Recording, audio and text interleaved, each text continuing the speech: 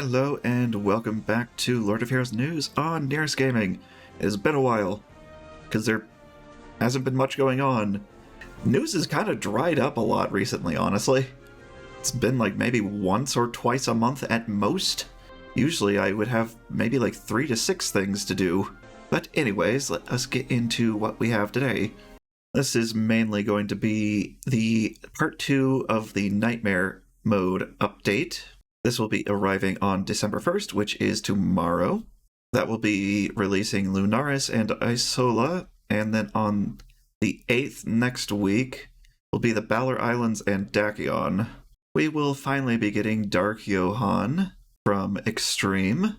He will of course be a summon banner. He'll be available December 1st, tomorrow, Friday, through January 1st for a month. Alongside Firelin, who is a very solid striker who can replace Cleric sometimes because of her leech buff.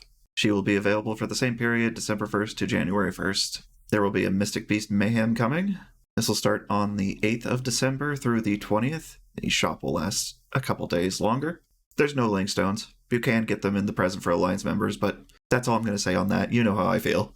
Other than that, you can get some battle skip tickets, some elixirs of insight, some renown, gold, mystic soul stones, crystals, and class runes. From December 1st to December 31st, there's going to be a set of purchasable things. The first one is free, and this does include some link stones, thankfully. And there'll be a little bit more near the end of this as well, so that's a nice thing to see finally coming back. You can also get 10 featured summon tickets for $5. That will be available from the 1st to the 3rd, so that's only a couple day period. From November 30th to December 3rd, so today through the 3rd, paid to upgrade. Training with Aslan from the 30th of November today through December 14th. Ad gifts will be continuing on through December 31st for Linkstones. Daily battle training from December 3rd to December 12th. Obelisk Ascension from December 7th through December 10th. Vie for Victory from December 12th through December 26th. And there will be banners alongside Johan and Lynn for Striker and Sniper for the same period that their summon banners are available from the 1st of December to January 1st. Let us now take a look at Dark Johan. He looks pretty solid from what I saw. Dark Johan is going to be a Dark Striker. This is nice because we don't have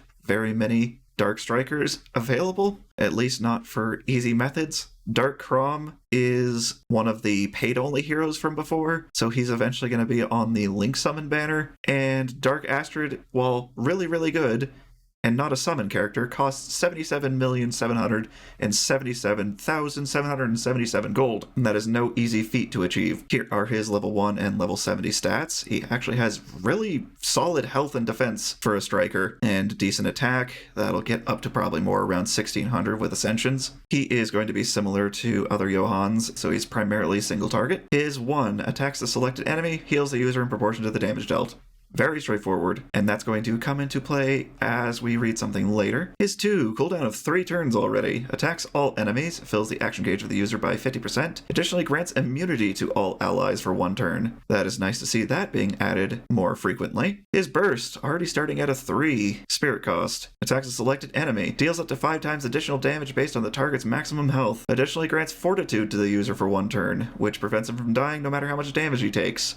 This is just all of the good things for a striker burst to have wrapped into one, other than being AoE and doing more damage based on fewer enemies. His stat skill is going to be increased critical hit damage. That will probably cap at 50%. And his elemental skill is going to increase damage against light elemental enemies. And now here's something we haven't had access to in these before. We can actually see his relics, so we don't have to get him to look at them anymore. His default is going to increase his speed. His refined relic is going to give him a chance to counterattack upon taking damage. Now, based on another character that has this, that could get upwards into the 70s or 80s% chance-wise, which would cause him to use his 1, which would cause him to heal, which personally I find to be probably the best one to choose, at least in a situation where you're going to need self-healing, or if you want to maybe attempt not taking a cleric as heavily. And his divine relic is just going to increase damage against light elemental enemies even further. So here if you're more on the defensive side, here if you want to just hit as hard as possible. That's going to do it for the news bit. There is one more thing I want to get to though. We have some upcoming Nightmare Mode update coupons. So you have this Nice to Meet coupon. This is going to net you